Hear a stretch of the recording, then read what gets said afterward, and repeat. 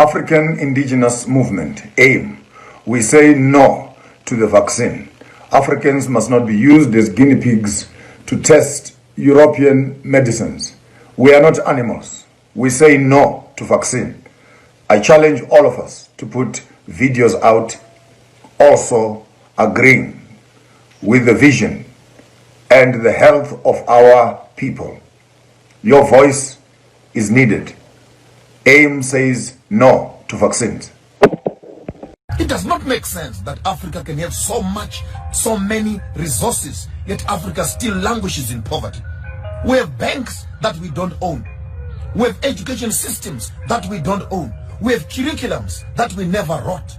We have political parties that don't service our own interest as people. We have passports. They don't give us access to other countries. They have access to our countries. We don't have access into their own countries. And that's supposed to be democracy. They have embassies in our own countries, and yet they put the same countries in sanctions.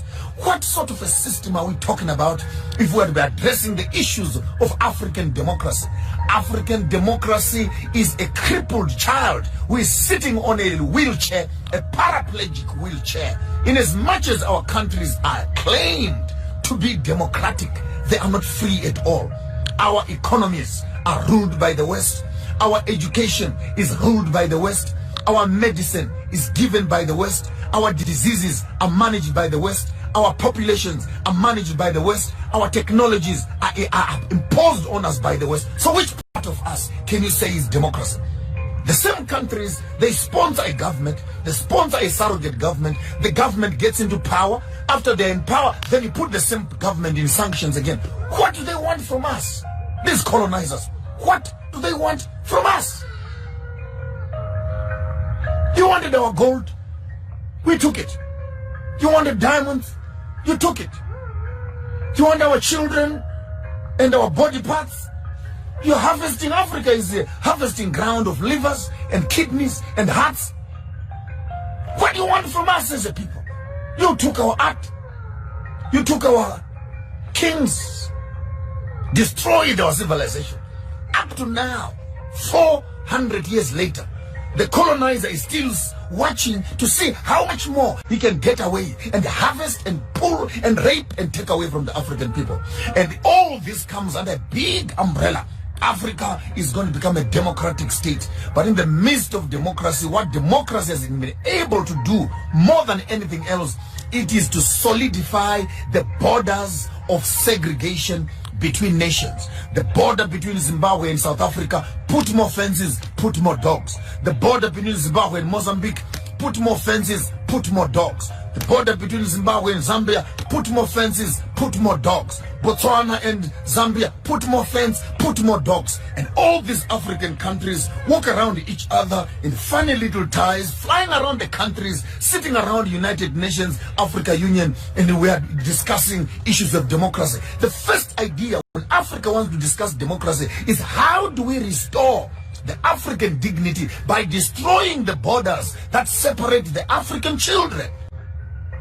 My grandmother is Shangaan, Mozambique, on my father's side. My grandmother is Venda, on my mother's side. My father is Karanga, and my grandfather on my mother's side is Ndebele.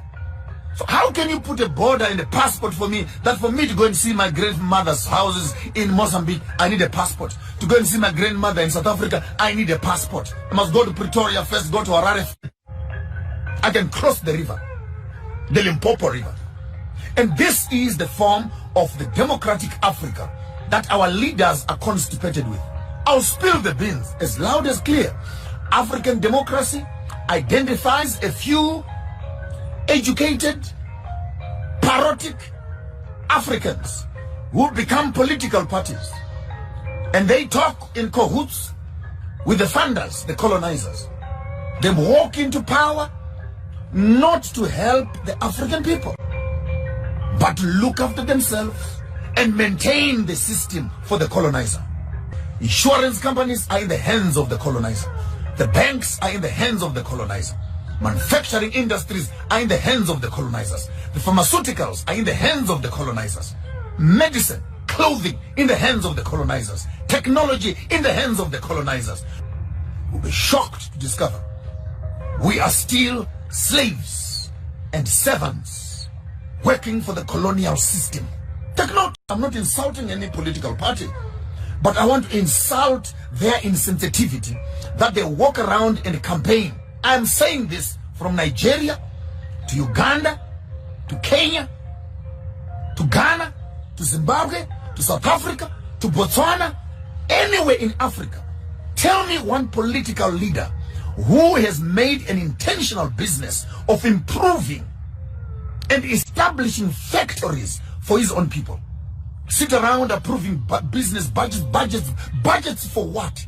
Just take that money, open industries. Take that money, open up mines. Take that money, open up agricultural farms. Have food for your people, employment for your people. How complicated can that be? The model to follow is Dubai.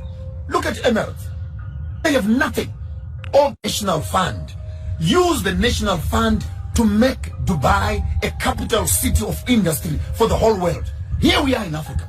We have cocoa, we have bananas, we have coal, we have platinum, we have diamonds, we have oil, we have weather, we have tourism, we have everything. But in the midst of all these resources, our African people are still languishing in poverty. Can I ask you, the intelligent ones, what is the problem of Africa? What is the problem? We have the resources, we have the universities, we have the education, we have the skills. What is the problem? The problem is we are trained to maintain a system that does not benefit us.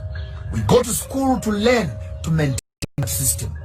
We train our children to look after the system. Our political system has no will at all to empower the local people. It has no will. There's no political party that wants to remove bread from the mouth of the white man. That's a fact.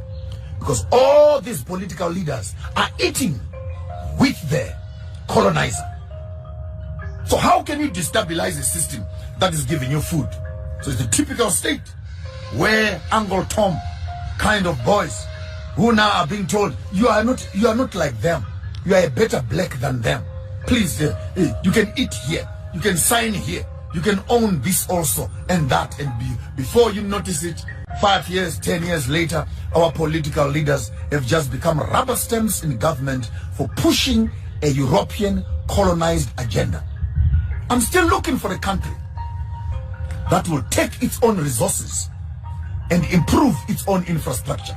I challenge all the African political heads across Africa. Go to Dubai, not to shop. Go and study.